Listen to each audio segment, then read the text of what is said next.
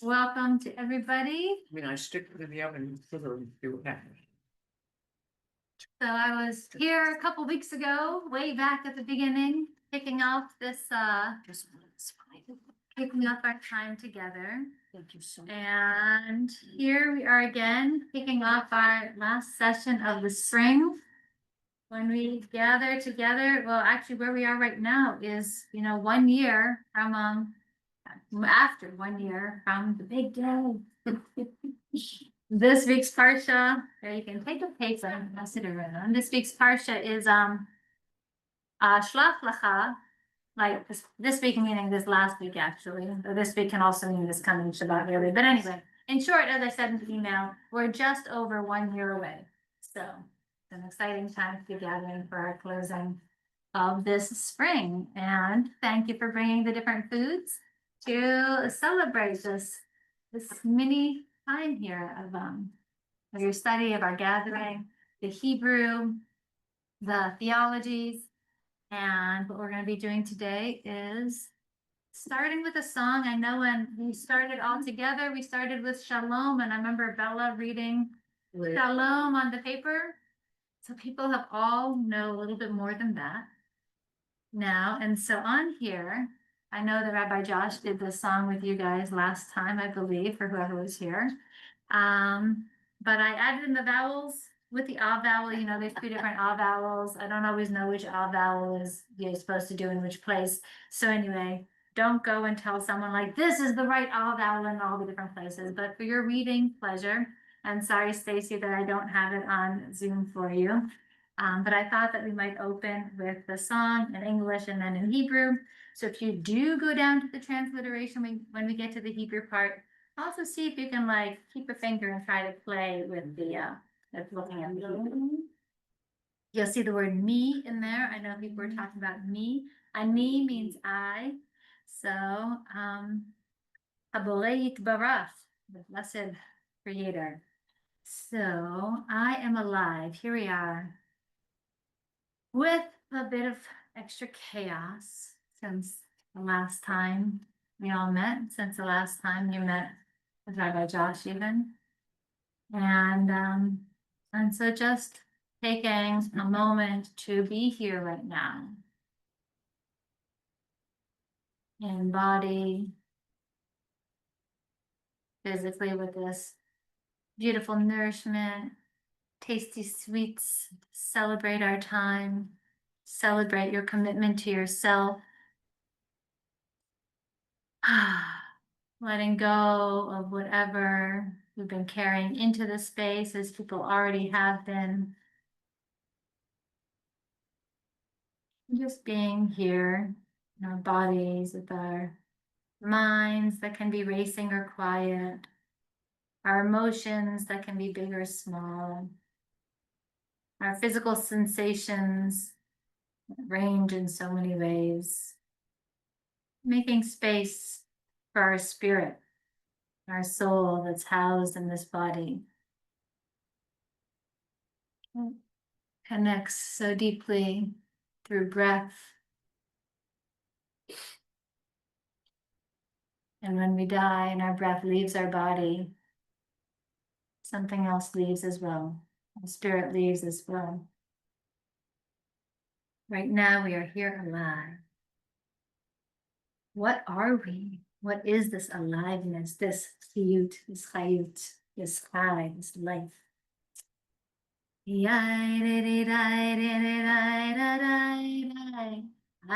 am alive.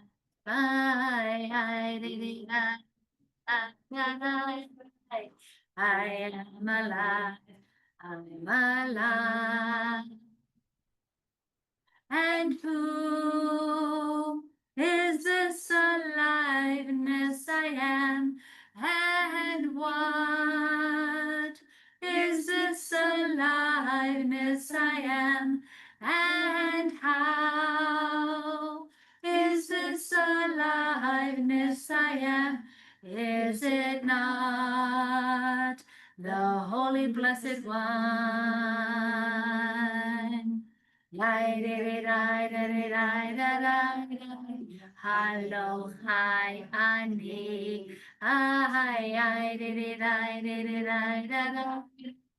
Hello, hi, ani. Ani. Umi. Hayut sheli. Oh, it doesn't say Uma. Anyway, we're gonna add that in. Uma hayut sheli. And how? Oh goodness. Ukama hayut sheli. Alo. Adorei Itbarah. I am alive. I am alive. I'm alive. Perhaps slightly different than Rabbi Josh did it, mostly similar tunes because y'all sang along with me. So, welcome. Let me put my peppers sorted here. So, a couple quick notes. Hebrew, as we go into break, hopefully you can take working on the Hebrew because that is going to help you in less than a year from now for reading from the Torah. And reading in the prayer books. And not that you need to be completely fluent, you don't need to be reading everything, all the prayers so quickly, but all that you can do over the summer will really set you up in a good place once you pick up the end of the summer and into the year, the academic year. One tip, by the way, for Hebrew that you might want to also play with, as you go through it and you're like reading a word slowly, after you read it and you're like sounding it out, ba, then you go from just like the fluency to increase fluency, just repeat it. Get it now to be beginning to be more of a sight word. 5 times. Abba, Abba, Abba. And as you read it, because now you know what it says. You know it says Abba. So now like, enjoy. I can read the word Abba. I don't have to worry about the next word or anything else in this book. Abba, Abba, Abba, Abba, Abba. Okay, next word. Ba, ba, ba, ba, ba, ba, ba. Oh gosh, there's a comma after them. That means they can go together. Okay, what's that first one? Abba, okay. Abba, Abba. Maybe I don't do all 5 the next time. Abba, ba. Abba, ba. Abba, ba. Abba, ba. So if you slow down to repeat it, then you'll see that it might kind of come in and settle into you in a deeper way also. If that's helpful. So, and yeah, people have one another's contact information, I believe, from the first class, certainly through the emails. You were not here the first class. No, I was having. So, I have eaten coffee. excellent. Thank Oh, you. thank you so Thank you. much. Great. So, so just reach out to somebody in particular, reach out to everybody in general, say, I would love to, here's a time when I can meet. Who else? Or here's some times. Like, let's get together. You don't need to have a hiatus just because we are officially having a hiatus. And those of you who are watching the recording, that goes for you as well. Welcome to the recording and to your Hebrew work for this summer. So, okay. The plan for today is to review some of what whatever you happen to remember all together. We'll see what we populate. And I've got some notes from what you did over the sessions with Rabbi Josh as well. Say, wait a minute, what is it that the different periods are about? Oh, wait, what? I don't really, And so that's why we get to review saying, oh my gosh, look, let's enjoy. Look at what we talked about. But I wasn't at that class. That's okay. You'll catch in on the Cliff Notes version that we're going to be going over now. And then after we review, Rabbi Josh spoke about his theology some last time, based on the Neohasidic. Who was here last time, by the way, just so I know? Okay, great. And Did you guys get a chance to watch the recording by any chance yet? The last one. Okay, there's a whole summer now, isn't there? It's the only note. There we go, and the link is in the e-news also. So, did you happen to watch it yet? Not yet. Not yet. There we go. You've got a couple months now to watch it. So I'll speak a little bit about my theology. And while we are reviewing, feel free to also make notes for what stirs for you. You know, probably you did as you went through in your journal at the end of the class, but here we are now reviewing. And so right now for today in your life, at this point in the history of the world, what's going on for you and what's stirring for you in different things that we're talking about and discussing, because then you're going to have time to do some reflections, thinking about your life, thinking about what resonates, what feels right to you. No big spiritual autobiography in our full 2 hours, which we have, an hour and 25 minutes left. So, but just the beginnings of thinking and just like capturing and coalescing and bringing together. And then we'll have some sharing and bring it in for a close. That's kind of the plan for today. Any questions? Okay, so going back in time to the first session I wasn't here for, rabbinic theology, and just reminding people of the context. We started with theology because every culture relates to mystery, unknown, life. What does it mean to be like in this human form with life and death and suffering and joy and plants growing and plants dying and people being born and people being dying and everything, right? There's so many different ways to do that. And certainly that changes over time, changes from different places and in ways. But so much of Judaism is, of course, indirect. So much of you don't, of course, need to believe in God to be Jewish. And the whole, right, we've got year cycle, we've got life cycle, we have Shabbat, we've got prayers. There's so much we get to do that has the word God in it. So where did that come from? How was that understood over time? How did our people across the world and throughout time kind of make sense of being alive?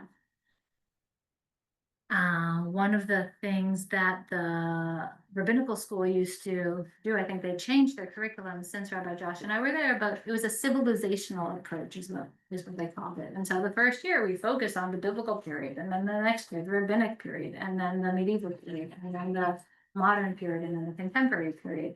And they've shifted things up so that you don't have quite as much time with each period because there's other things that they're teaching. But what that was is really coming out of Kaplan's idea that let us know what our people did before. And, those sociologists of us, or I was a sociology major, but those who just like to be curious about human beings, we can see how does one thing happen and then other people respond to that.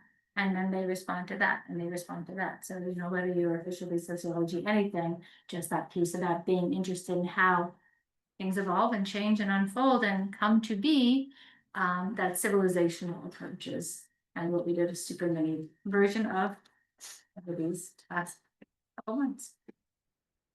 And so again, starting with, did I say starting with rabbinic? Starting with biblical. We're going to start with the Bible itself, the direct texts. And yes, so if you happen to have any of the papers with you, and if you don't, as I said, it doesn't matter. You could have come to these, missed these, or not missed these, have made notes or not made notes. But here we are, and noticing there's a whiteboard, and I'm feeling tempted, although it's just like a very small whiteboard, to go get it and write on it. What people have to say. Bible, let's done. I guess I should just do it from here. And I feel like I guess it's easier than trying to pull everything around.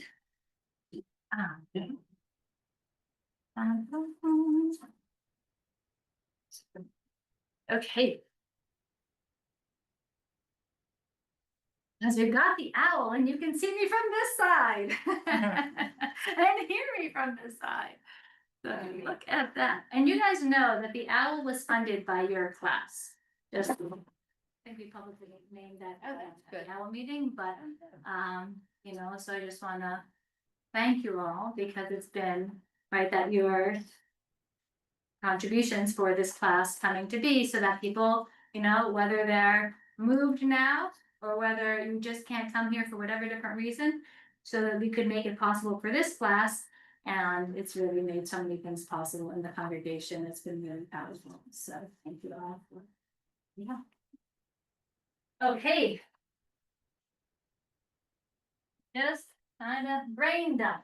Anything you happen to remember about the biblical period and understanding of God? I'm not sure if it's the biblical period, but something that struck me as interesting was that the soft sweetening or tempering of God, God warmer and more compassionate. Yes, yes, yes. Anyone remember that piece? We were talking about the sweetening of God. So, and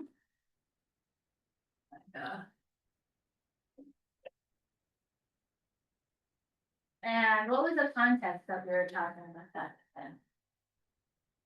Well, for the rabbinic period. Yeah, actually it was the rabbinic period. But it brings in, it's in reference to the Bible, so, you know, what did I have? What did I also have? Oh, the right, yes, there we go. From my paper, I didn't underline rabbinic there. That was the first thing I had under rabbinic. So, sorry. That's good. Yes, sweetening, that's good. Okay, but that is rabbinic. Thank you. So let's hold that for a second, and anything earlier than that people have to remember about the biblical period. And I just had a little bit of notes that I brought forth for that.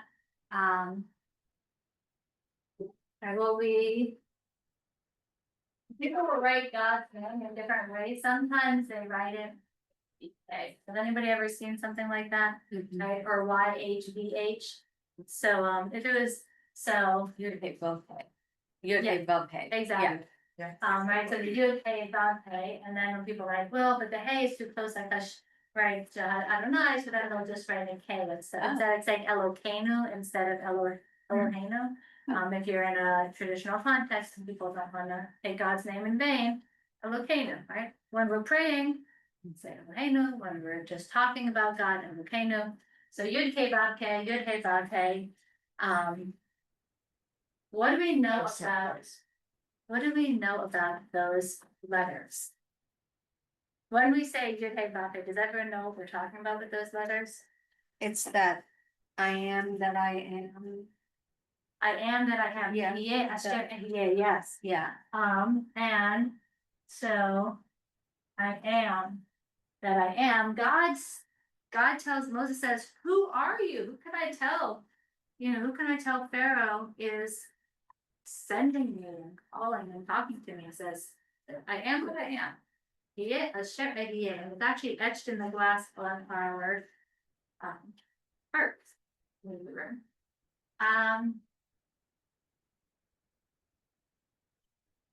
Do people know I don't know, like the old school version, right? I don't know, Masher Mala. If you don't know it, that's okay. One line goes, Behu haya, behu hoveh, behu yeh, betikala, haya hoveh yeh, ya hoveh yeh. Haya was. Abba haya Rabbi. Father was a rabbi. Haya hoveh. The present tense, there is no present tense of the verb to be in Hebrew, right? Ani ima. I am mom. But anyway, so hoveh is not, it's when you talk about the present tense, then you say hoveh. How do you conjugate this verb in the hoveh, in the present tense? But anyway, haya hoveh yidiyeh is all the verb to be. If you spell this in Hebrew, the four letters, the tetragrammaton, we have Yud, Hey, Vav, Hey. You have the verb to be in past, present, and future. That is the most personal name of God. Right there in the Torah, over and over and over. How does it get translated? When you look at translations, or want to talk about the Old Testament translation, even the Hebrew Bible translation, whatever, many translations say, "Hear, O Israel, the Lord." Right? The Lord. The Lord our God, the Lord is one.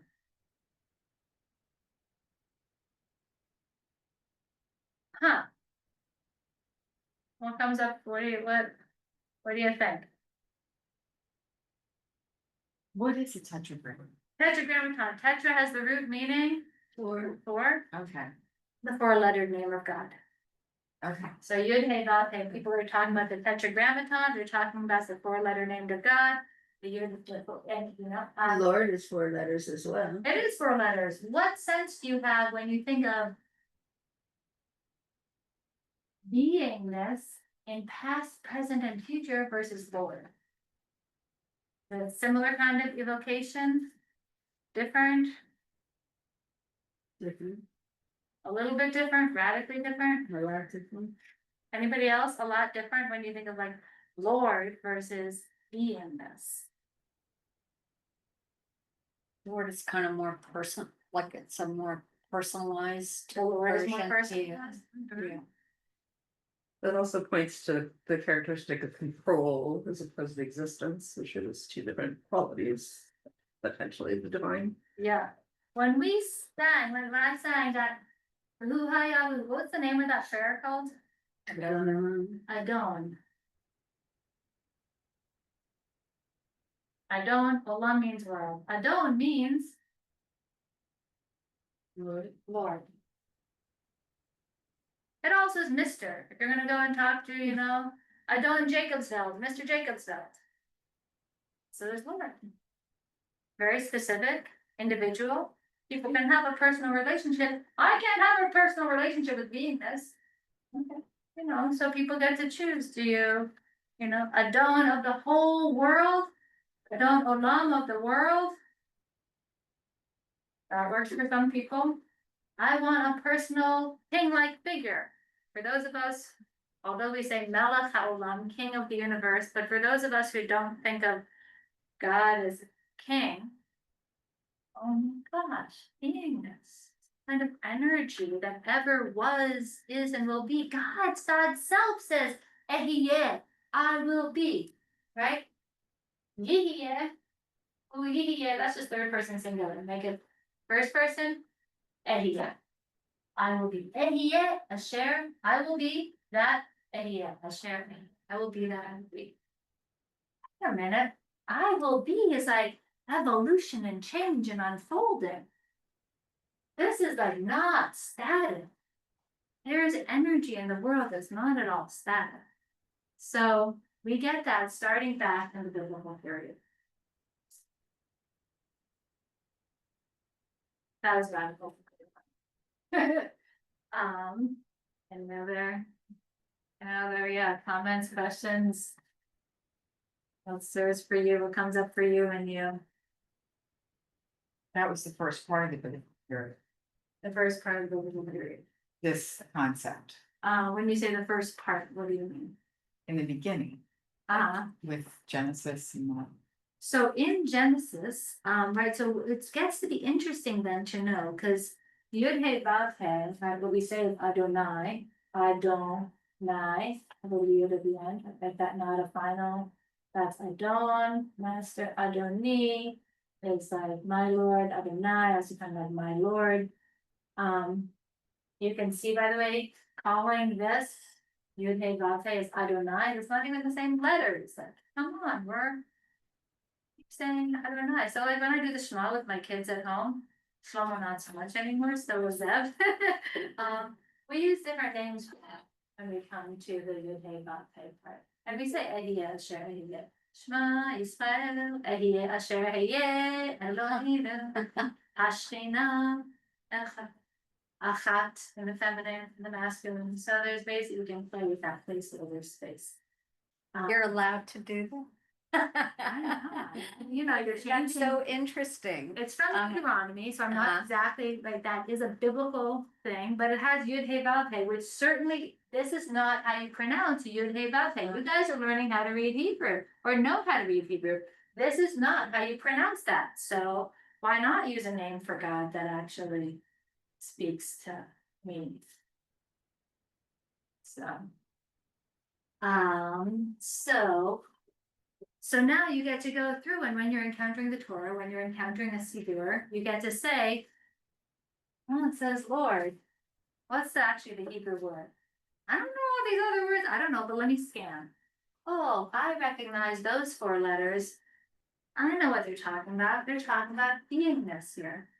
This other, I can say this though. I think I go wrong not to fit in with people, but I can know that this is, if that works for you or whatever works.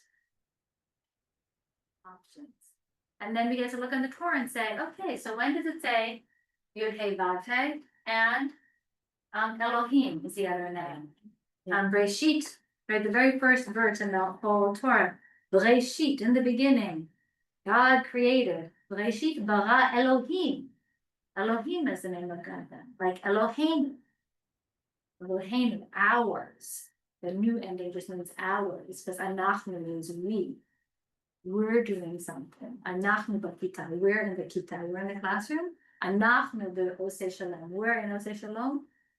Eloheinu be'osei shalom. Our God is in osei shalom.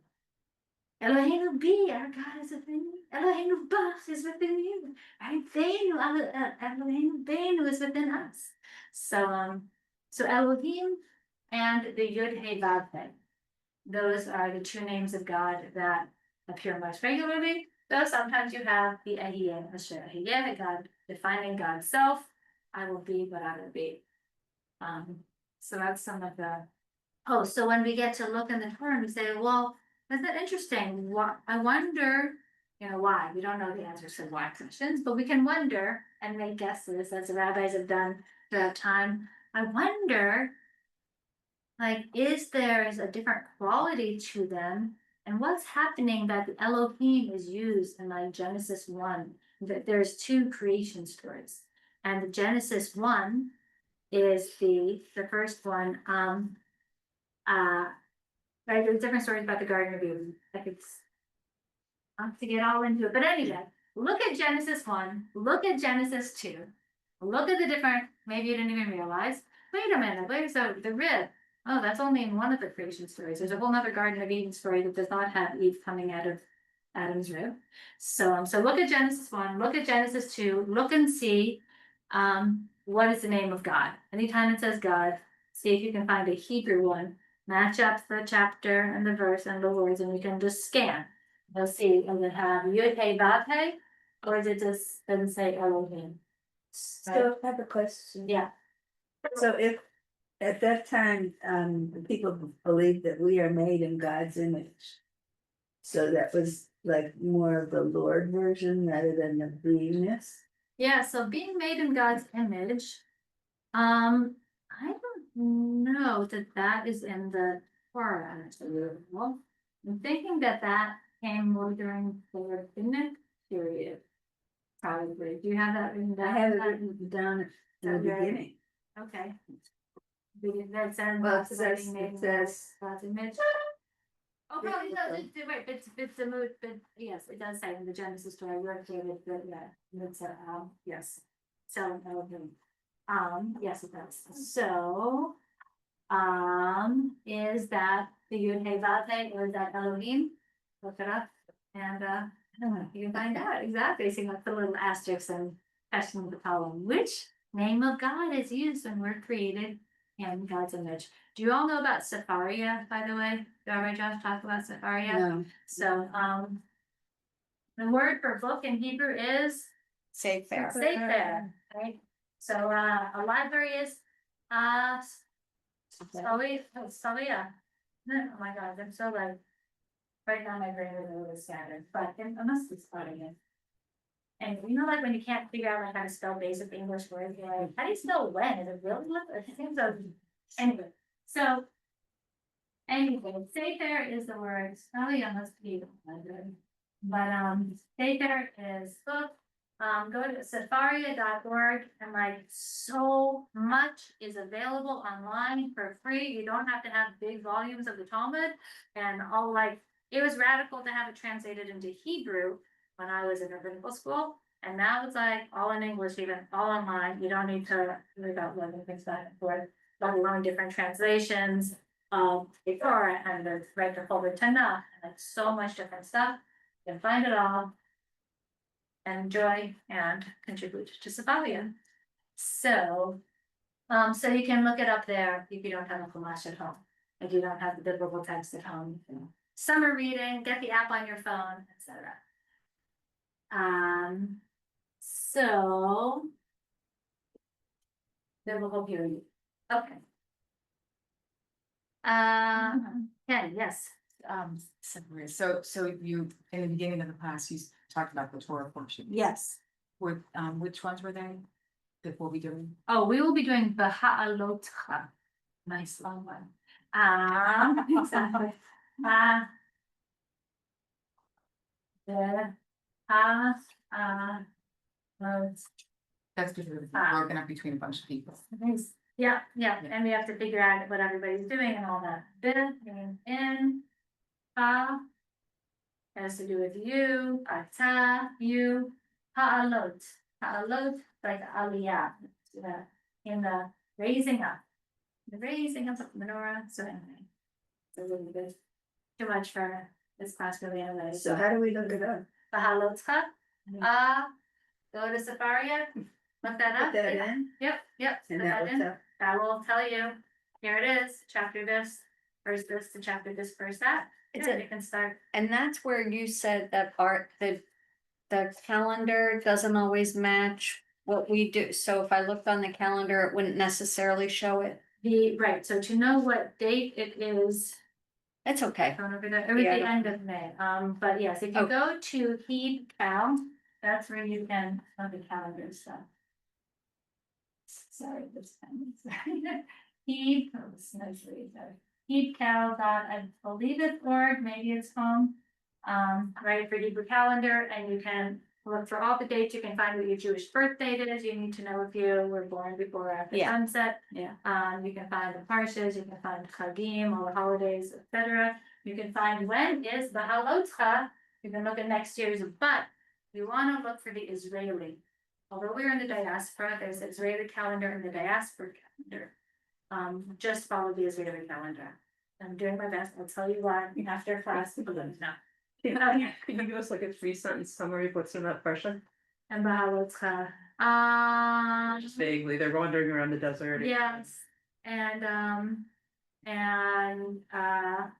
Rabbi Yash probably could do a better job. And I've spoken about other things so much that I've already gone over and Okay, sorry. things, so, but yes, you can also, there's women in the library here, by the way, also.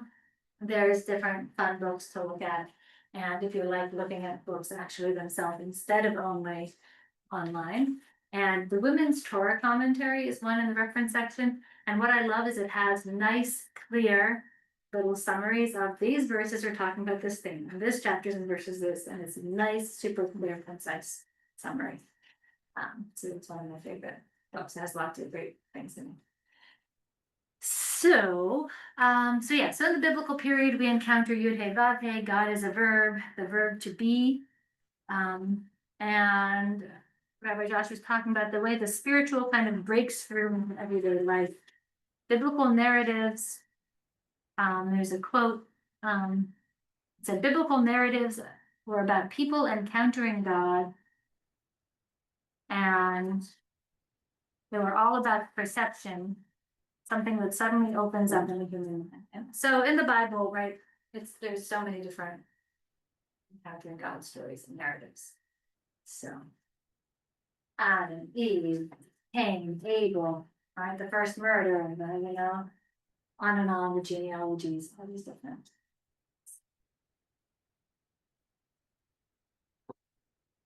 So the next level, the rabbis, right, go and are encountering the Bible now, and they're wondering, how do I make meaning of this? And when we talk about the rabbis, it's we're we are looking at commentary, midrashim, halacha, different stories, different interpretations that were codified by like 200 CE, 500 CE. So it's, time later, a lot of time later. Now the temple has been built. It was destroyed in 586. Another temple was built in 70 CE. It was destroyed. And Judaism almost died, except a rabbi was able to escape before the temple fell. On the 9th of Av. We're doing it to Tisha B'Av in August. It'll be really great. We're just planning it. It's going to be in Greenbelt, collaboration of different congregations. So early August, come to Greenbelt experience to commemorate the destruction of the temple, to be with devastation and hope at overwhelming times. Ting indeed. So when we talk about the rabbis, the rabbinic period is after, right, all these temples, all the temple sacrifices, all this is now already in the past. And people were wondering, how do we continue Judaism? What does this mean? We have this text still. What do we do with it? So we get to Bella's point about sweetening. Do you remember what the sweetening had to do with? To make God more warmer and more compassionate. Yeah. Sweetening or tempering of the word of by the rabbis. Mm-hmm. And That's good. It's sweetening. so the sweetening, there's a number of different places where we get to really see that. One piece connects to our high holidays. And at the high holidays, we sing a prayer. Adonai, Adonai, Rachum, V'chanun, Rachum, Rechem, compassionate womb one, V'chanun, gracious one. Have grace, have mercy upon us. How is that a sweetening? Well, that's biblical text that the rabbis bring in and they put into our prayer book. So when we compare what it says in our prayer book to what it says in the Bible, in the Torah, we can see a lot of overlap because it comes right from the Torah. But there's a little difference that sweetens it, what the rabbis do in their sweet. God, compassionate, gracious one, you are slow to anger and you wipe clean our sins. Vinake. Right,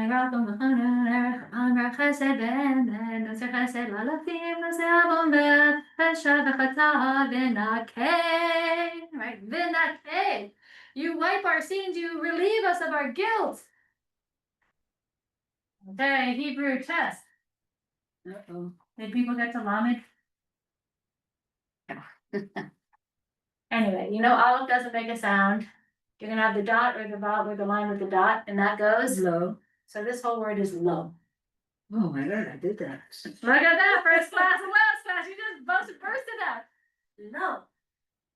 The Hebrew in the Torah actually says Vina. Hey. Right? I think it's N or A, maybe it's A. Vina. Hey, it's probably A. And that's where they cut it off. God, compassionate, merciful one, gracious one, wiping, not K, you clean all our tet and avon, all these kinds of sins. Wait a minute, if we look in the Torah, it continues for a couple little words more. Lo not K. When you have this construct of verb, lo, and then the same verb, what does that mean? You surely do not do that. It doesn't just mean don't do it. Lo nake. Nake lo nake definitely does not do that. Actually, is what the Torah says. And in fact, you continue passing on the guilt to the generations of the children after you. So the rabbi said, that's not the God we believe in. So we're just gonna have the high holidays and we're starting afresh. And it's important to think about who we are and how we're becoming. I believe in a God that does wipe clean the sins. We are not stuck with guilt forever.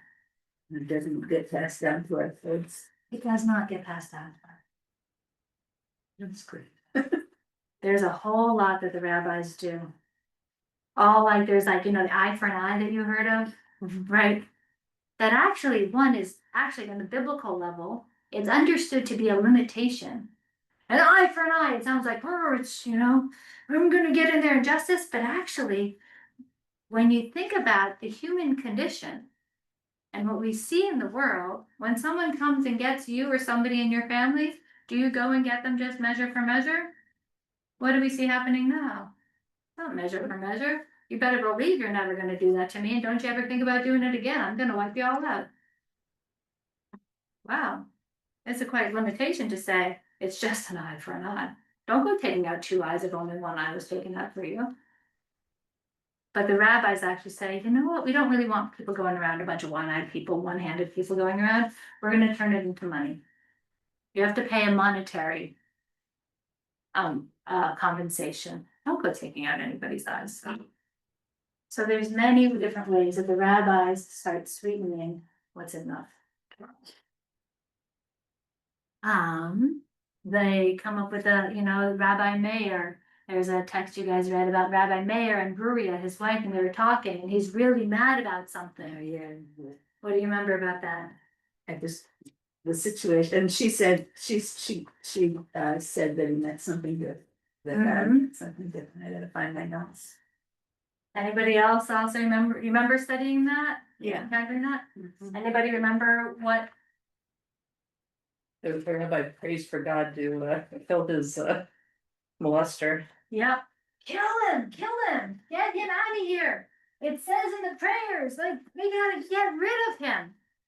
And she says, doesn't say to get rid of him.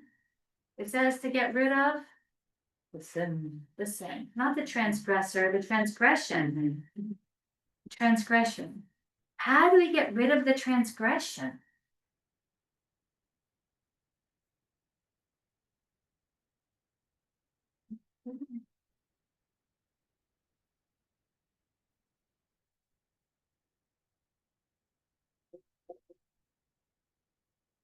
Right? What do we do in our own lives to get rid of transgressions? In our world, what do we understand about how we get rid of transgression? To criminal law. You criminal law. apologize. You apologize, right? Try to neutralize the situation so the other person doesn't feel any, you know what, I did mess up. We can apologize, we can go out, we can try to make the world better in different ways. Creating conditions where people aren't then agitated and angry and helpless and hopeless and just give everything that they can to destruction because they're so hopeless. And taking care of one another, being honest with ourselves.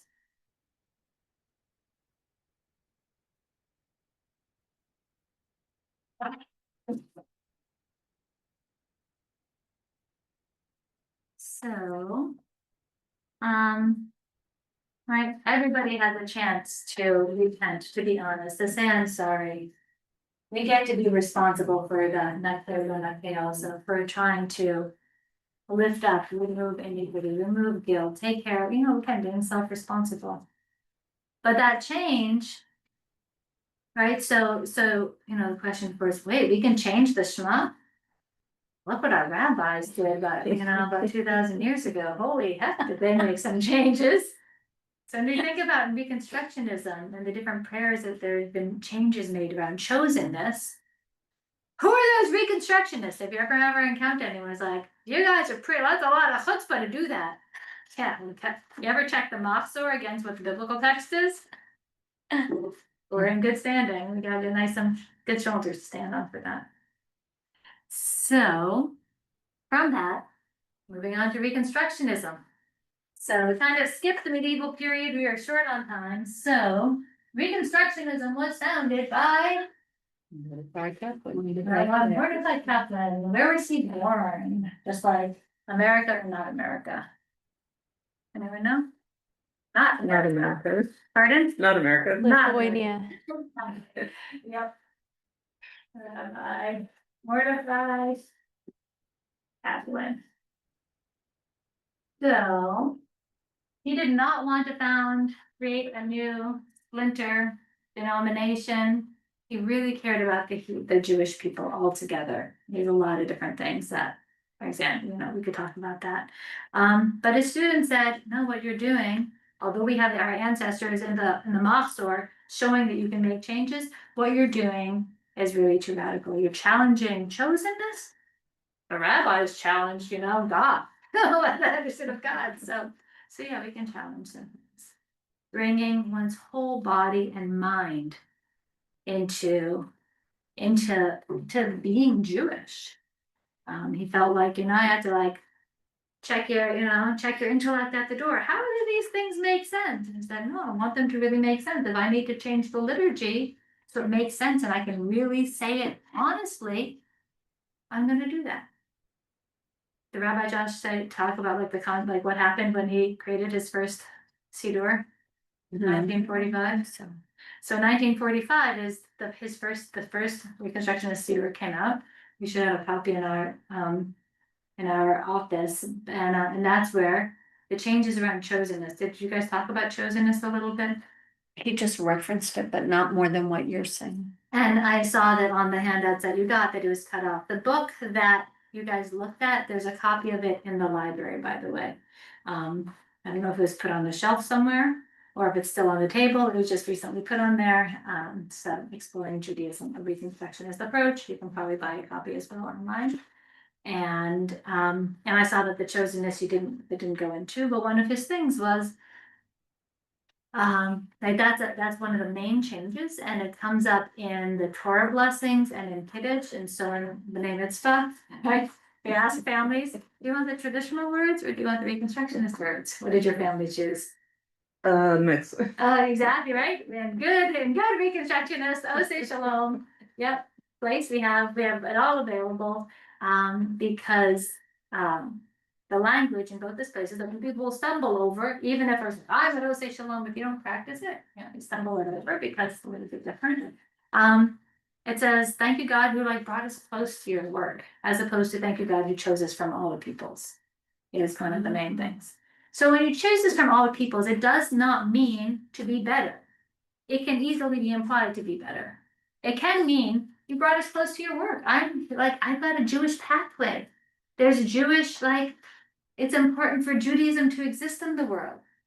But it doesn't mean you guys, Islam, Christianity, Baha'i, Shinto, Jain, Buddhism, all those things it doesn't mean that at all. But it can mean that for some people, clearly, as we see many expressions of. So Mordecai Kaplan didn't want to get into that. He's like, why do we have to mess with that? Let's be clear about what we're saying. And we'll change the words. It says it in the Siddur in 1945 in New York City. When the Orthodox community, although he was from the Orthodox community, when they encountered the Siddur and saw that, they excommunicated him from the Orthodox community and they burned his Siddur. In 1945, Siddur burning in New York City because there wasn't enough going on in the rest of the world for Jewish people. So yeah, but bringing one's whole self forward was really important to him and really inspiring for me when I was looking at rabbinical schools and trying to figure out my own path to Judaism. Wow, that the activist in me was like, okay, someone is really putting himself out there to bring his whole self forward. Other things you remember about Reconstructionism and Mordecai Kaplan.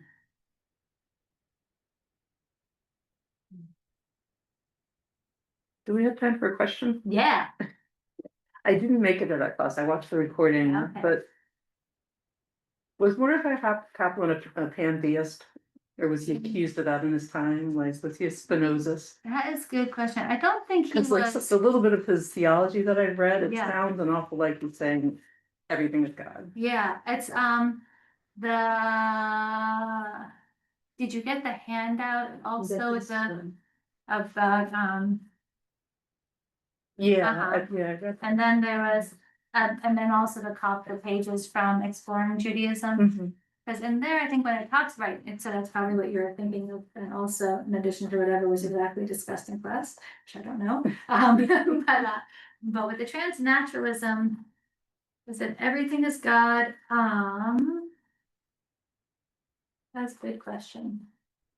I don't There's have not a an quick easy answer to yeah, it, don't have a don't quick worry, easy but answer. yeah. Ask Josh. Yeah, or I'll do some more research. Yeah, Yeah. just start by asking.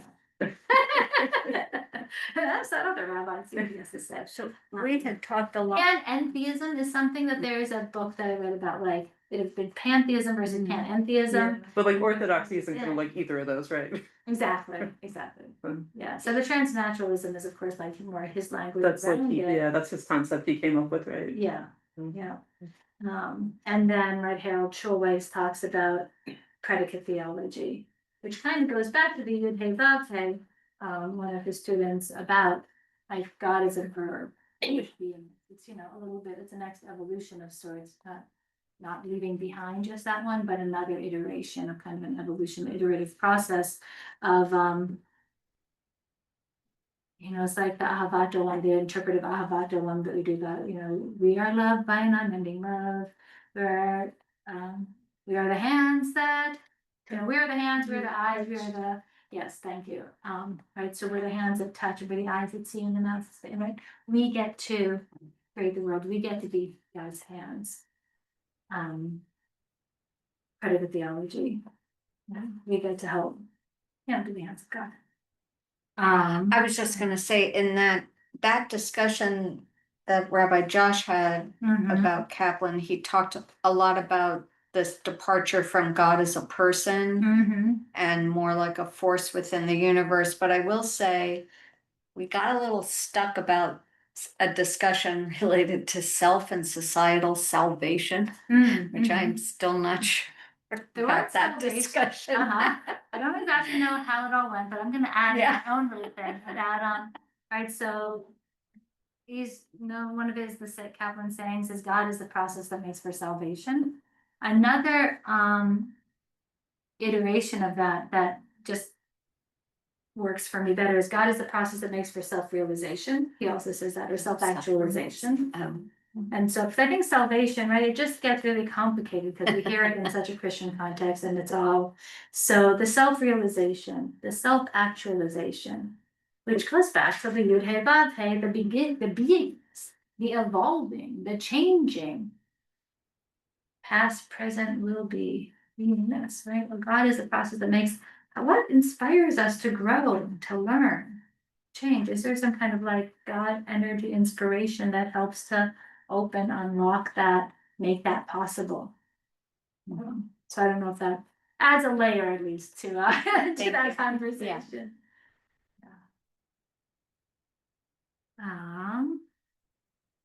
Other questions, comments, and rememberings, anything about? I had a couple of things. God and life are one and the same. Pardon? God and life are one and the same. So God is the process, God is, the process of being is synonymous with God. Right, which we're gonna, oh yeah, wait, that was that beingness. I will be what I will be. God says that, God, that's how God defines God's self, right there in the Torah. Yeah.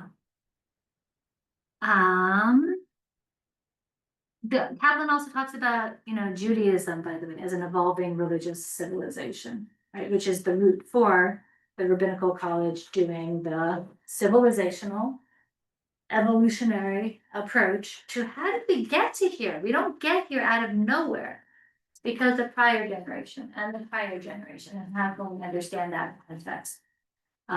Judaism is, of course, not just a religion, but people can be Jewish and not believe in God and not do anything and still feel connected to Judaism through the arts, the language, the history, the culture. I myself was a cultural Jew, was how I identified for most of, I don't know, a good time, quickly getting older, right? But a very good chunk of my life into adulthood. What else I want to just lift up? He was very skeptical of the reward punishment perspective of God that is lifted up, which is why if you get to, when we get to the Shema, right, another piece about our Siddur, and we're like, choose biblical selection 1 or 2, right? That's because of Mordecai Kaplan saying, well, if you look at the traditional text, it looks a lot like reward and punishment. What's a similar biblical text that's not about reward and punishment, but still brings in some of the same themes? Here's a different part of the Torah that talks about that. And one of the, right, in those evolutionary pieces, it'd be interesting to, if Kaplan were alive now, to talk with him, because another way, right, I was very appreciative of that and grateful for that. And Stacy, by the way, like, feel free to just like jump in and chime and ask questions, because I'm, clearly not always tracking that as well. So, oh yeah, so don't be shy.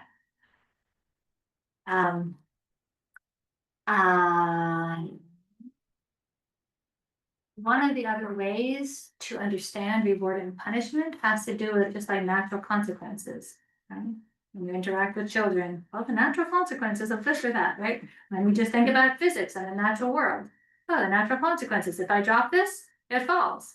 Gravity exists, right? If you're crossing the street and a car goes fast and you don't see it, you get hit. That's what happens.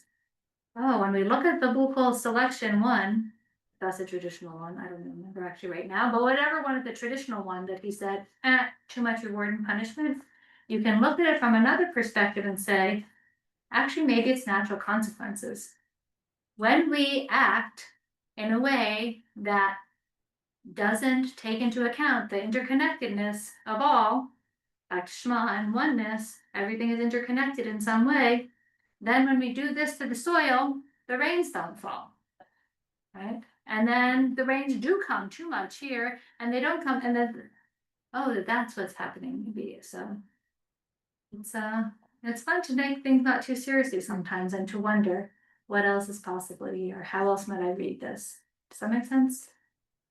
So anyway, so enjoy looking at those selections and saying a little bit more in a grounded way what I'm talking about just kind of the natural consequences of climate change and environmental destruction is kind of what being lifted up right there in the Torah. So, but reward and punishment, and God as one that rewards and punishes in that very like individual Lord kind of way is something that Kaplan didn't relate to, and so brought forth different ways. The predicate theology, we are the ones who bring about justice and who bring about kindness. God is bestowing upon us justice and kindness and compassion. It's through us that there is justice and kindness and compassion. Not all of us, unfortunately. Not all of us, exactly. So how do we get to be open channels for that divine energy to come through? That is the question that we get to ask for ourselves. If that's the potential, what do we see? And how back to the apology and our interactions and impact on other people. What are ways that we maybe inadvertently, man, I'm tired, this thing happened at work, and I come home and I'm just rude to the kids and mean to Josh, and I'm just like, right? Okay, we can understand it, but what's that trickle down effect? Anybody been mean to me? I'm like, oh, you're being a bit snippy today, aren't you? Like, what's going on? I'm like, no thanks, I don't need that. I got my own stuff. Like, cool, right? Kids, like, oh, to be on the receiving end of that, I also know. Okay, so what's going on for other people? That they are not being open channels for that kindness and justice. Tikkun Olam. What are their living situations? Restorative justice. How much can I understand about the greater context of other people's? And we have a lot of traumatized people interacting with a lot more traumatized people, right? There's all different kinds of trauma, and we're forgetting that we have skills, capacities in our body to release trauma, to recalibrate ourselves. And so we're going around holding so much, or so many ticking time bombs, where we get to come together and sing, and to study, and to remember we're not alone, and to detox, and to let things, and to not feel the news scrolling and all, right? So, yeah, so there's like so much that goes into that. What do we do? Yeah, anyway, whole other ticking clock here.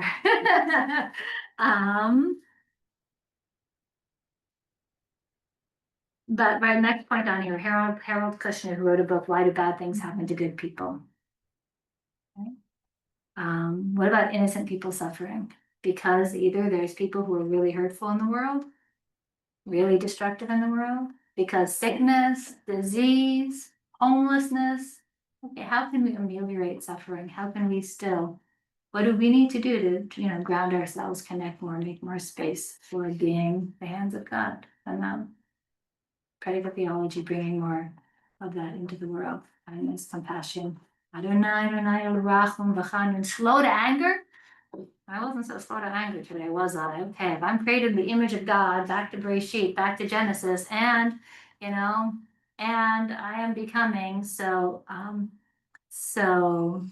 Okay, what do I need to do to slow down? Like, be a little less quick to anger myself.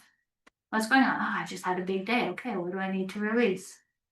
It's just too much already. Okay, I need to just take a break from news, and I need to go sit outside and just breathe a little bit. Just look at the birds and listen and just feel the wind. Remember, I am alive. Where does this aliveness come from? Where does my heart come from, my sensitivity? So, mitzvot was one of the sections in the book also that you perhaps encountered. Right, these mitzvot that one of my teachers talks about is interrupters. And there's a mitzvah list that you guys looked at and hopefully perhaps got to think about what mitzvah you want to take on for this year, for the next month, for the summer. How do we put into practice some of these ways of being that can help interrupt our regular way of being, help us connect to Judaism, whether it's candle lighting or stopping for a moment before we eat, saying a blessing or not saying a blessing, stopping right after we eat, saying traditional words or not saying traditional words. There's all these different opportunities to connect to the ways of being, the actions that our tradition has said can help bring sanctity into our lives, help us connect to something more than the regular comings and goings and rat race that we can, feel like we're stuck on. When I was in Japan for 3 years after college, teaching English in the North, and plenty of stories to tell you later if you're interested. But one story, an important experience I had then was there were 3 Jews. I'm from Massachusetts. There were like 3 Jews the first year, and the prefecture, I was in one of the largest prefectures, the size of Massachusetts. In Japan, large. There were 3 of us. By the 3rd year, there were 9 of us, almost a million, 300% increase in the Jewish population. And Hanukkah at that time, when so that was an important thing about the power of community and the importance of community in being Jewish. I'm the second oldest of 5. There were always people for Hanukkah. Happened to go to Brandeis, always people for Hanukkah. Went to junior year in Israel, not because I was going to be a rabbi, always people for Hanukkah. Go to Japan, big Hanukkah party, everybody you know. 2nd night, a smaller Hanukkah party with just the 3rd night, a smaller Hanukkah party, just 4th night, just the 5th night, 6th night, 7. It's like one hand clapping. I was like, what? Hanukkah was like, who else? What's going on here? So, you need people to do Jewish, to just light candles, sing songs, be. That's really the power of that. And a Canadian friend of mine who wasn't Jewish said to me, "You're so lucky you're Jewish." And I said, "Because of pogrom, because of the Holocaust, because why exactly?" And he said, "Know where you came from." I was like, "I know back to great grandparents, not before that." He's like, "But you're part of something that traces itself back." So whether a person chooses by conversion to come into Judaism or is born, has the birth lineage more directly, we do have kind of a grounding into this ancient river that I didn't realize until then is so special at a time, especially more and more. So where so many people are ungrounded and don't have that kind of context and structure. So mitzvot are a powerful opportunity to do a mini step to connect to ways people around the world now, throughout time, have been living a life of hopefully more sanctity, more connection to beingness, to being created in the image of whatever God is that we don't really know, but we, say Hashem, the name, because there is no real name. We can say, we can say these different things, but really it's like the nameless one in a way also is like, it's like too big. Words don't suffice in a way. There's a wonderful prayer. And even one of the prayers, even if our arms, like we could soar like an eagle, and even if our eyes were as bright as the sun and the moon and the stars, and we were as agile as a deer and we could leap, even then we still couldn't have the words to and to praise, to really describe. Like, how do you describe God? Okay, we're using words, but what does it mean? I am alive. There's aliveness within me. Loved ones I know that no longer have that aliveness, and yet are still alive in my heart and soul in powerful ways. Life. So, and of course, you don't need to connect to Kaplan's approach to God to be a Reconstructionist. So, moving into the very final section about the theology, the Neo-Hasidic approach. Rabbi Zalman Schachter Shalomi, Rabbi Josh is my teachers, but Rabbi Josh shared a quote saying, "Theology is the afterthought of experience." We have an experience and then we try to make meaning of it. Because words don't exactly really capture what does it mean to really notice the gift of life, be with the miracle of the sun. Well, then, love one. Pardon? I wrote that down. Yeah. Uh-huh. It's it, and it's- So what else do you remember from the Neo-Hasidic period? And Zalman, he was also born in Europe. He has a powerful story. He was indeed in a DP camp when I think he was like 18. Somehow there's a car that he had or something, and then he found out that the camps were liberated. Like he happened to like have a shofar somehow in this camp, and so like he got to blow the shofar. There's some like crazy, a wonderful book, Jewish with Feeling. He wrote that book. I highly recommend it. It'll be a fun book to read. A fun book to read over the summer. It should be easy and powerful to find more connection to Judaism. So other things that you remember from Neo-Hasidic? The rabbi talked a lot about this flow concept that he said he identifies with in terms of, I guess, trying to conceptualize the spirituality of Neo-Hasidism. Or like that energy that.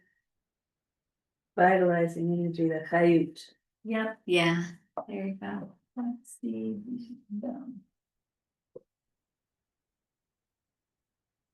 Yeah. Right, and so when we say the vitalizing energy, vital and life and the chayut. To life. The chayim, right? Le to chai. Life. Chayut. A chai on a necklace. Chai, life. If you give a donation, you do it in multiples of 18, because if you count from the aleph to taf, every letter has a number. Aleph is 1. Count from 1 to 10, then count by 20s, by 10s, 10, 20, 30 to 100, then count by 100s, 200, 300, 400 is taf. And you have the whole Hebrew alphabet, so you can see what the Jewish year is. So high is going to be, let's see, 8 plus 10. That's why it's 18. I can of 18. So chayut, this life energy that we have within. Has anyone ever done qigong or tai chi or anything here? Some yes, some no. Those who have. What, any comments about chayut and qigong that you've? I think Brian might have been talking to the rabbi about that during our class. Uh-huh. Yeah. But If you I've never done it. Okay, And, if you have time after class, we can do a little exercise, whoever has time to stay for a couple minutes, we can do a little exercise, and probably most everybody. Will at least get an idea of how to start to feel the Chinese for chayut, life energy, we can all feel it. So yeah, chayut. I also did qigong, and she was like, oh my gosh, like, whoa, I can like feel energy in my hands, and oh yeah, Moving actually, through the my rabbi body. did do that. He did Okay, it he with did. our hands and stuff. Yeah. I think now that you're saying it like that. right, you can feel it off one another's hands, you can feel it when we attune to subtlety, becoming sensitive. Oh yes, that's right, that's right. We can slow down, quiet our bodies, our beings, let those things. Oh my gosh, there's this life energy, but I don't see it. I don't see love either. Feel it. Oh, I feel this energy move. I can feel it grow. Right? We all can feel the, energy when someone's mad at us. And we can feel it when someone's loving. We can move energy. Oh, to feel alive, the power we have. So, other things people remember from Neohasidic.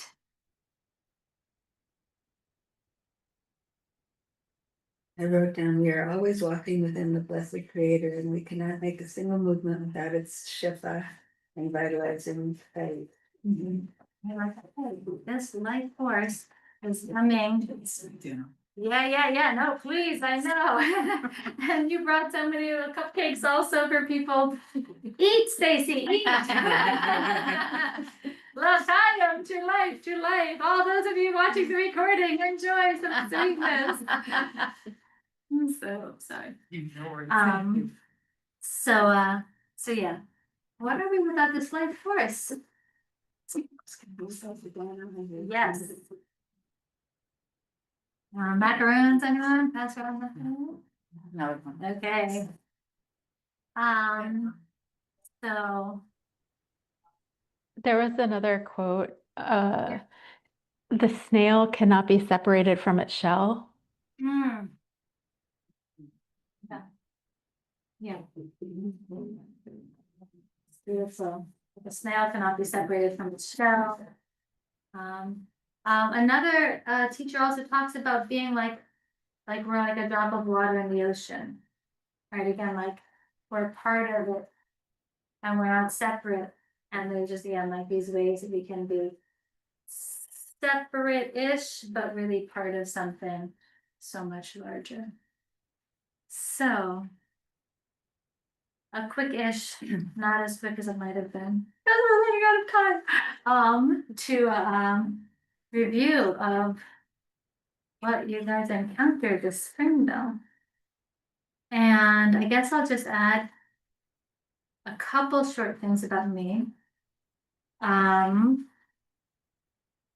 So I named a couple things already when I grew up as a cultural Jew, not thinking about God except for the God I didn't believe in and the God that I didn't connect to, that you encounter every time you go to the synagogue and you look in the prayer book and you look in the Chumash. Like, what's that? But the people, the singing, being with my grandparents, stuff like that was cozy, warm.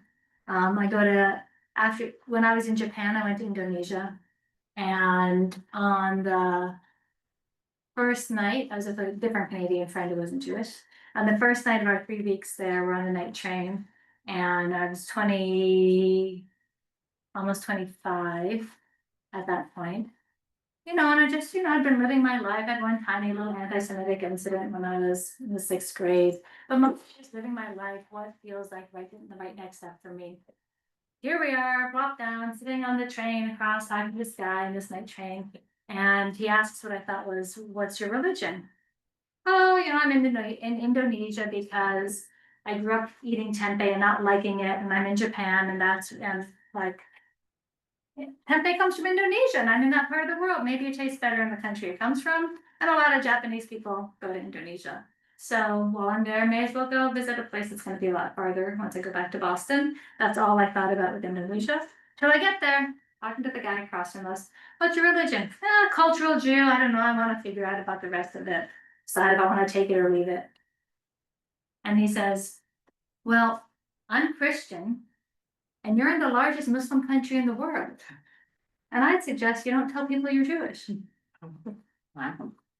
That was the beginning of 3 weeks, over which time people have traveled to different countries. Yeah. You write in different cultures, they ask you a different question to put you in their societal kind of framework, right? In America, it's what do you do? Yeah. So there I was like, oh, I guess the question they asked is what's your religion? Because that's the question I got asked over and over again. For 3 weeks, Wow. with the context now of, I know you're just 25 and you thought everything was fine, but you might not want to be thinking that right now. So, kind of woke up from it like, oh, this was before Daniel Pearl, which was really like the beat, right? Like, there was a lot of time of no anti-Semitism really in the world. Not in your Yeah. face anyway. Not in your face in that kind of a way. Exactly. When I lived in Bogota Yeah. and I was trying to explain that I was Jewish, and the woman said, oh, so you don't believe in God? And I said, no, we believe Oh in my God, but we don't believe that Christ is God. Yeah. And I was trying so hard to explain it, she could not get it. When I was in Japan, I was like, there's no anti-Semitism, they don't know what to be anti, like, but you know, like, and you know, and you're a vegetarian, but do you eat rice? How about pork? No. Okay. This is just like, you know, traveling, like, wow, helping people understand things. Okay, wow, now I have to answer this question. Right? Friendly with this person and that person, and the bellhop on the, you know, the cab at the, you know, wherever, and then suddenly the question. So did you tell people you were Jewish? I didn't. I just made fun of it. I was like, oh, I believe in me, I'm my own God. Like that is usually what it seems like. But inside, like, oh my gosh. All the convert or die, convert or die, convert or die, not history, it could be my life right now. So I didn't have any external things that would have marked me, right?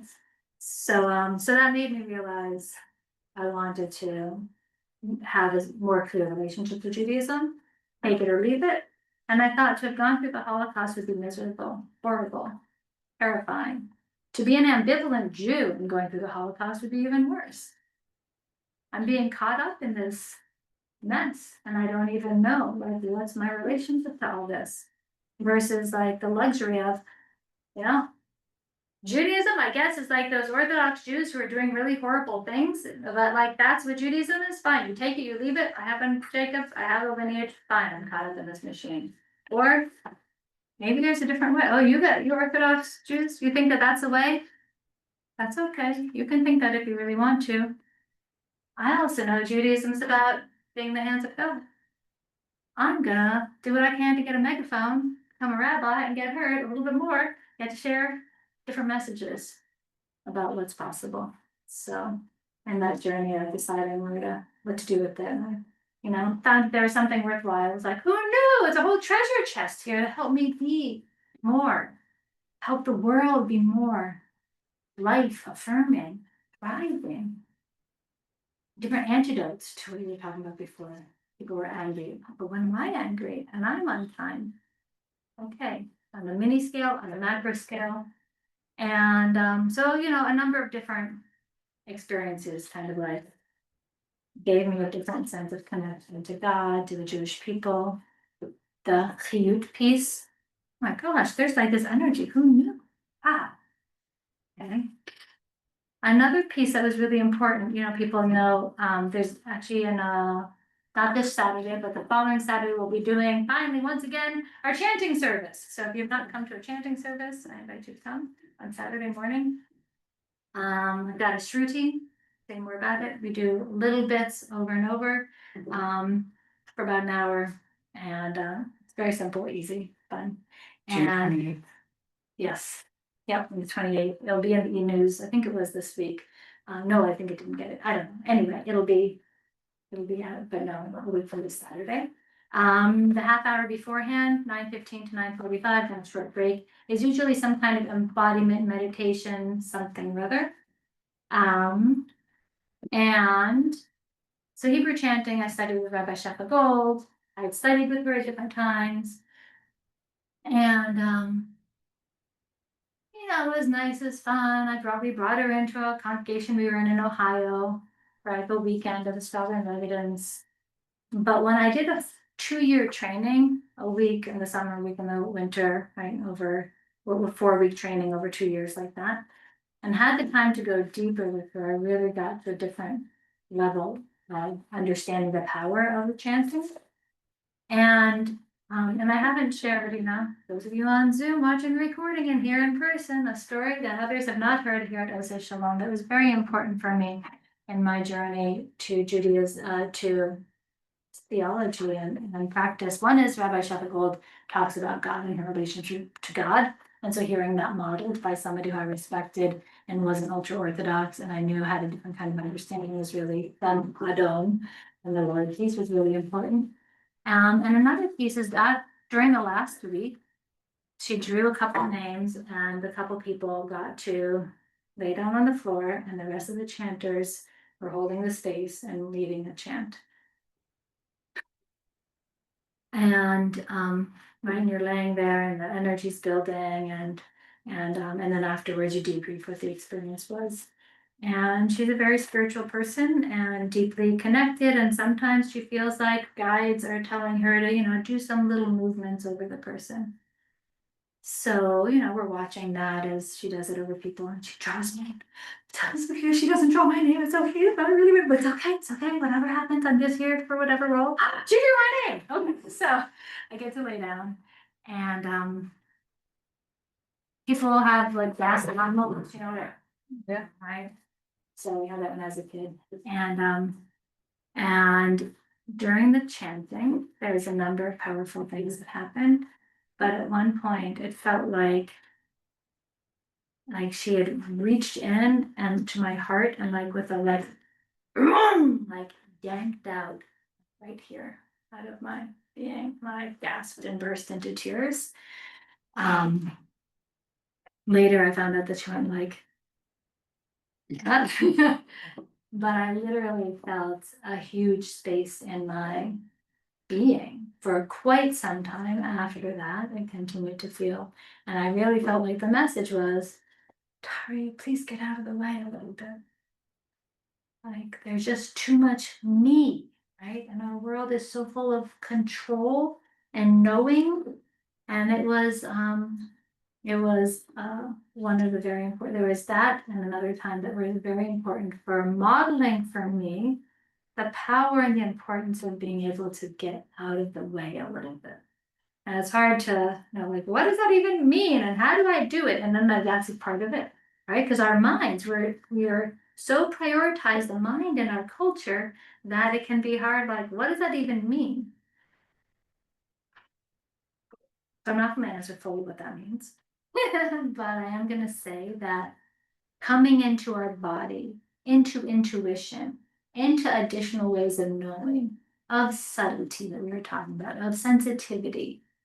Another, you know, people have been here for Ne'ilah, the closing service for the high holidays. Has been here for some yes, some no. We sing the way that we sing Eleno, right? Picks up the refrain of Ein Od, there is nothing else. And it builds and is very powerful. It's one of my favorite times of the whole year, actually. Stacey, you've been probably at that service. No, you haven't yet either. Okay. So it's very powerful. And I get a little opportunity to get out of the way with a bigger energy here. But the first time at the rabbinical school, anyway, you'll hear it at some point, but oh, that's really life, we can imagine it. But I was a rabbinical student, right, at some point, and we were introduced to this way of singing Eleno. I was like, oh my gosh, it's so powerful. I went to a rabbinical convention, Ohala, it's called. It's in the renewal movement, founded by Reb Zalman. So there's just a lot of spirited davening. Also at RC there was in the Reconstructionist movement. But anyway, I was there, and I just had the sense, oh my gosh, this group of people, of rabbis, need to learn this version of Aleinu. And I don't really know the people who are leading. They didn't ask me anything. This was my first time at this group of, I knew a couple of the rabbis, but I know, like, so I just went up to this. So, can I lead the way now? She's like, yeah, whatever. And so I did, and it was, may you be here for an Elah and get a taste of the, maybe powerful experience. But it was my first experience of knowing like I need to be here. I need to get myself into this place to introduce this group of people. And when I was leading this, and then the energy was building and people were catching on to the different parts because it's kind of like two parts to go together, there was just a power that I wasn't me leading, right? And when I feel the best about being in the sanctuary, it's not when I'm thinking and following my lines and like I'm leading the prayers. There's a way of being that holds the container and lets myself be a vessel. So know that that's a possibility for everybody if you haven't had that experience. And I bet some of you that you all have had that experience in different ways. And so anyway, so that was the first time that I really got to be like, oh, I'm the best. People like, oh, thank you. That was so amazing that you led it. It wasn't me. I just got out of the way. And then having that experience later, like, boom, yeah, you better get out of the way, Daria, because there's other stuff that needs to come through you. There's life force, vitality, there's energy. So that's a little bit about my theology. Yeah, there's life force and thriving that needs to come forth and come forth. I don't mind being. So how do we figure out our own theology? So starts by just like what's resonating for me for you, from what's what's stirring for you right now. It feels like, yeah, I bet there's something just like stirring in my being about that, stirring in my heart. The singing, Curious the about it. singing is the gets me. Yeah. Draws me in. Yeah, yeah. And it draws you in. And what do you, right? And it goes back to like God's name. It's like, okay, one of the names for God is the name, which really means like the nameless one in a way, because we don't have any names. Because how do we really talk about this?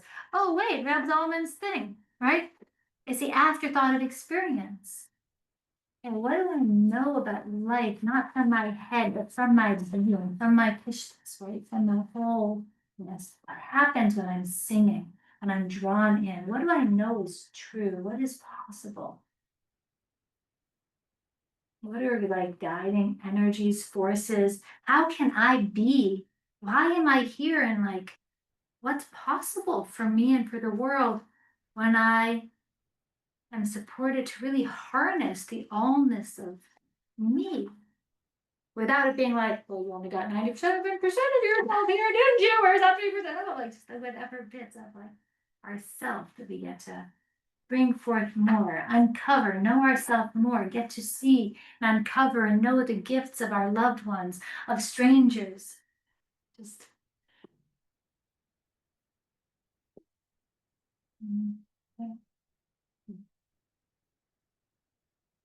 and responses, thoughts, what's stirring for you?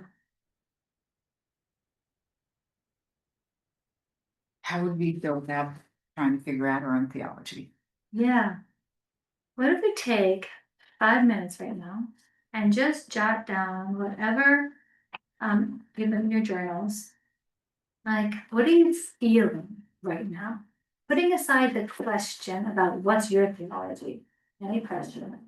What's just from this whole right from the biblical period to right now, what's stirring the room?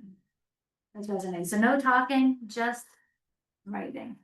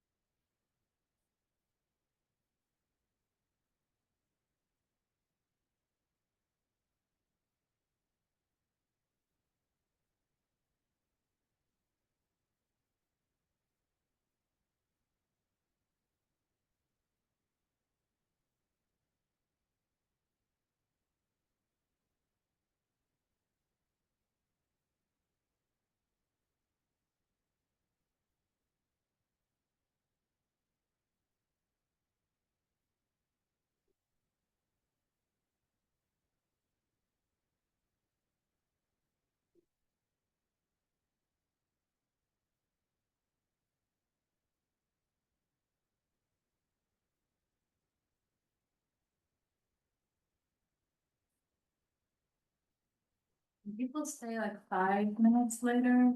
I'd be like, does anyone need to leave like right at 9 o'clock? And people stay 10 minutes later, just 10 minutes later. And I really would like to stick it to 10. Say again, Can people stay till 9, 10? I can stay for the last class, I will. So I want to give you time. Till 9:10. Yeah, okay, great.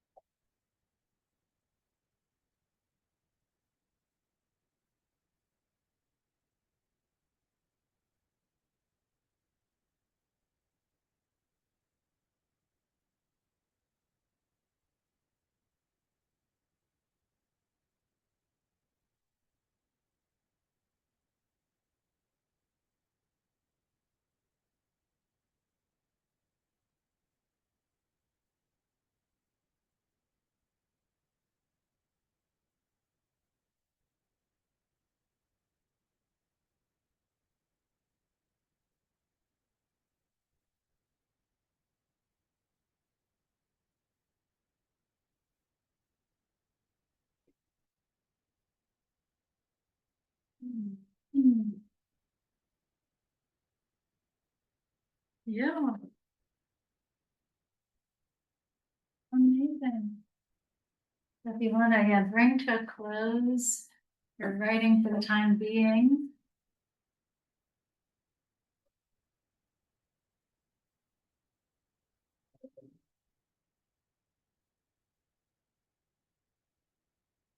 And I want to just share just a little, a little something, anything from your writing. There's something you'd want to share with others about what was stirring for you. Because you have done a lot of reflection, but we haven't had, and I know we only have 10 minutes to do a little bit of reflection and then really bring it to a close in 10 minutes or less. But my understanding is that you haven't shared with one another probably. Okay, for reflection. So if there's something from your reflections that you feel comfortable sharing with the group, be wonderful to have that be seen and held in this space.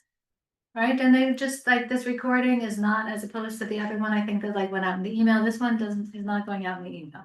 Okay, it can just be for us, for those in the class who didn't get the recording, who are here in class. Well, I can start. Well, first of all, I thought you were very brave to share a number of your feelings and experiences about what some of the things that you've been through, and I appreciated that. I guess I would say I feel inspired but confused and maybe a little intimidated and overwhelmed because I feel like I have to like read so much and figure it out, and how am I gonna do all this? So I have some ideas that I jotted down for myself, which is usually what I do when I feel overwhelmed, try to start compartmentalizing. But it's good to think about. It was a good class. Yeah. Other people feel kind of like overwhelmed and confused.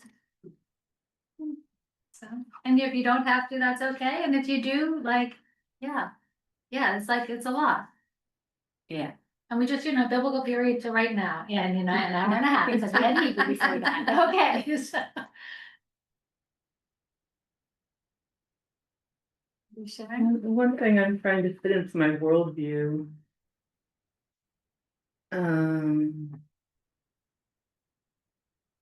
Like I have this sense of the great mystery of being alive, like the mystery that we can never answer, But I don't feel like I need an answer for it, but I feel like I want to honor it, like mystery in the sense of why is there something rather than nothing, like the big mystery, like we have no idea what's going on here, we will never have any idea what's going on here.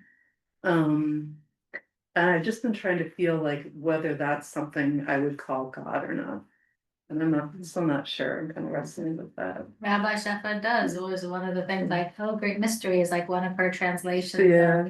It's like. But like, oh, that's the word interesting. God has so much baggage attached to it, especially with the upbringing I had. Yeah. There was a very literal anthropomorphic interpretation of God. I'm uncomfortable still putting that word onto it, but that may evolve.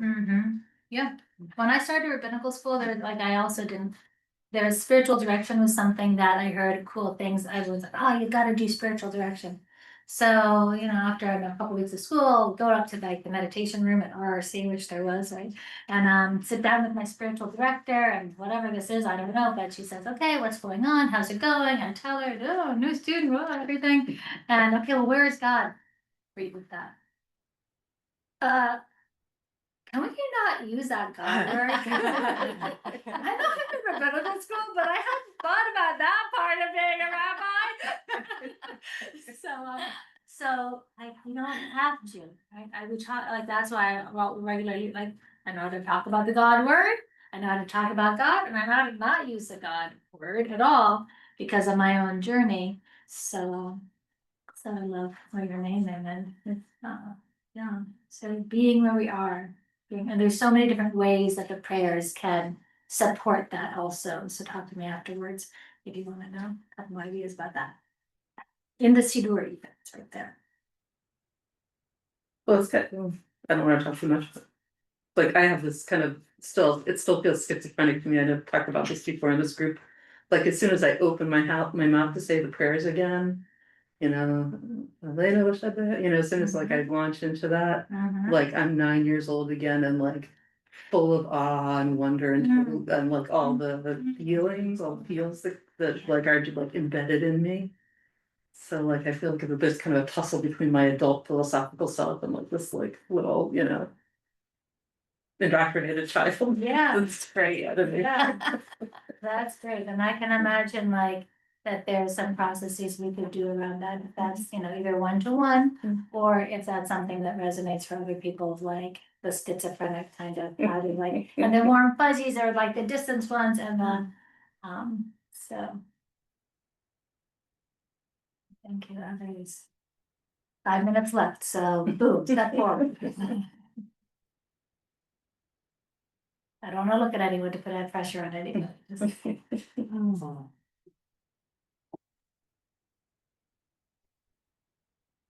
Please, yeah. Yes, I can do.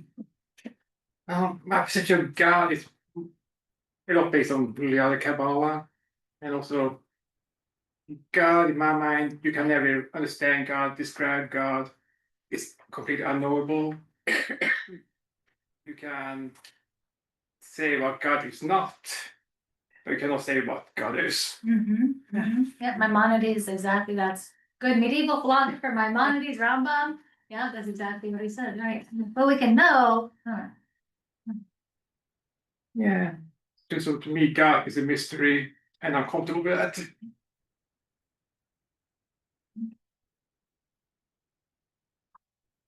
And to me, trying to understand God and knowing that you can never understand Him is a way to get closer. Yeah, just really being at peace, like, I don't need to understand, and I can just. Try to pursue it, get In closer. the pursuit, yeah. Thank you.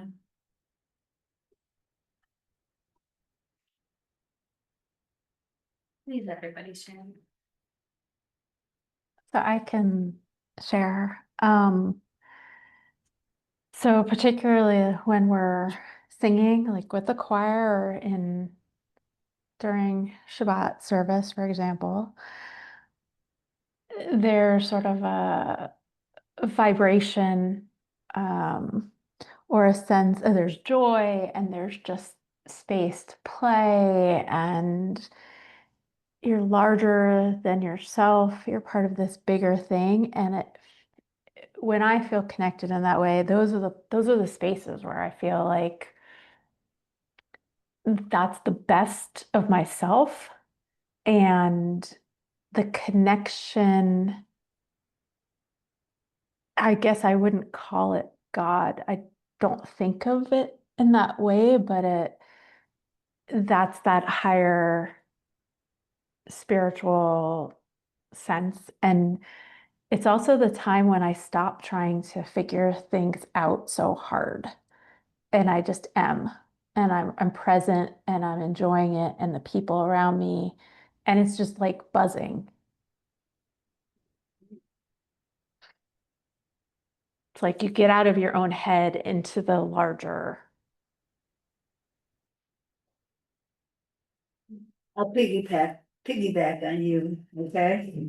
Alright, so I said singing in shul singing in shul makes me feel more whole, grounded, present, complete, peaceful, sated.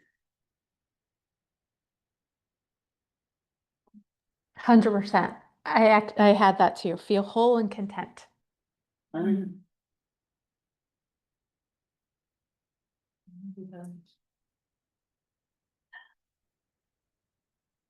And I miss you in choir. I miss you too. I've been thinking about tomorrow night. Are you gonna watch? I'm not sure yet, but hopefully my parents are going to go. Choir's gonna be singing for Pride Shabbat and. Pride Shabbat. Yeah, You've got wonderful song. I know, excited. I was Okay, singing in the ladies. car today. And people can come during the week, Benj is here, or, the daycare is even here, or whatever, and like, come and sit in the sanctuary and sing and just let your voice resonate. It's very different, of course, than having it be full, but know that you can come. Oh,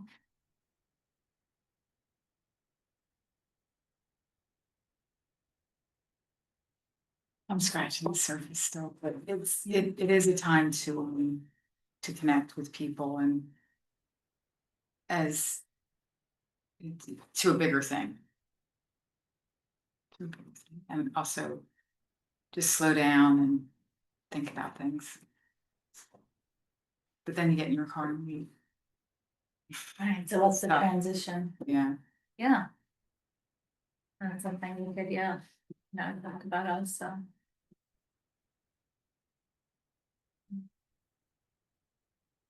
Yeah, Anything you can feel comfortable sharing? now. Although I absolutely know what my sense is. Yeah. And. My ability to write it out clearly so that it doesn't look dumb, Fair enough. no, I know, but it's just that I haven't quite figured out how to express it, but over the time that we've been in this class, I have really truly enjoyed the idea that I can in fact embrace my own interpretation of God, which has always been there, and for me, it is the reliance on nature, Mother Nature. Mother Nature is therefore more or less God to me. And it's nice that, whether or not that fits into the whole scriptures, it works for me, and it's very nice to have that kind of that sense that, yeah, in fact, I can belong to a completely Jewish, you know, organization and not have to feel that there's a guy walking around plucking people out of here and punishing people over there, which is what I've always interpreted God to be. King Lord? Yeah, Punishment. yeah, a being, but she is, but she's very, very real. I pay homage to the laws and the rules and however they're interpreted down to the Talmud and the 613 laws.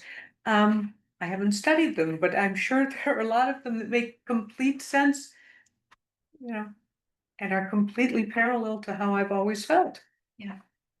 So it's a nice sense of belonging, really. So Kaplan's idea was around it's an important piece: belief, belonging, behaving. So thank you. We have generally a quarterly grounding in nature service on Saturday mornings also, where we go out and a slow way, lifting up the prayers. There's an excerpt or the siddur that I made excerpted from things and helping us connect to the natural world, because clearly that's what the prayers came out of. They wouldn't have lived with AC and heating. Is that on the calendar? I don't have a date for it yet, but there'll be one over. I mean, if I go onto the electronic calendar on Once I the, set a date and tell Oh. Fran when it is. Yeah, but will it show up on the calendar? It will Okay, at some okay, point show up on the okay. calendar, yeah, and I can also let everybody here know about that. So. Magic of the Ordinary is a book that you might, it has like a nature connection. Can I ask you for a recommendation for? Magic of the Ordinary, Gershon Winkler. I'm sorry, my hearing aids died about Yeah. 3 hours ago. So, and I can write it down after we leave, just wanted to come in for an official closing for everybody. So you can take a breath. One of the ideas about the Yud He Vav He also, I know some people out here love, breathing and slowing down and bringing attention to their breath. Hopefully everyone loves breathing, bringing attention to their breath and slowing down. I know some people in the congregation really don't like that. Or like, I breathe on my own, I don't know, whatever goes on for them, but it frustrates them. But one of the things about the Yud He Vav He versus the word Adonai, Adonai, you can hear hard consonants, right? And the Tetragrammaton, God's most personal name that we don't actually know how to pronounce. The letters are yeah, right? A vowel kind of a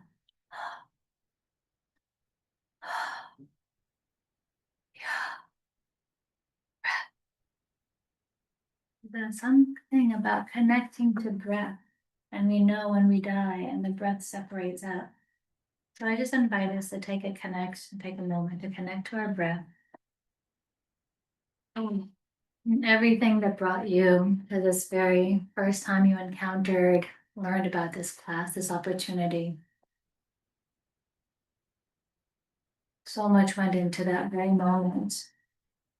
All the people's breathing and living and existing and desires and joys and pains and struggles and travels and journeys and questions and overwhelms that had people come together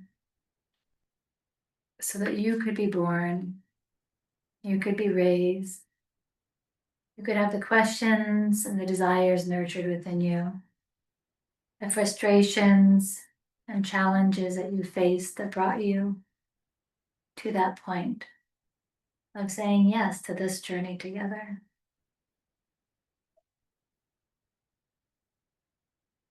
I am alive. We are alive. On this journey through theologies and mind ideas about that. And the invitation to connect to our experience of being in the image of the divine, in our own unfolding and curiosity. Letting go a little bit more of thinking we have to know and we have to figure it out. But softening, allowing in a little more mystery, awe, wonder, and just curiosity. What is the gift of this moment? The gift of this life? Where might God or mystery or the unknowable be present? The question we can take.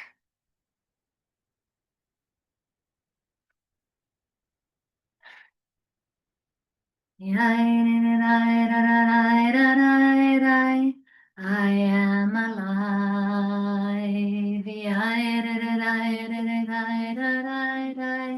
I am alive. I'm alive. Just that once more. I am alive. I am alive. I'm alive. Thank you.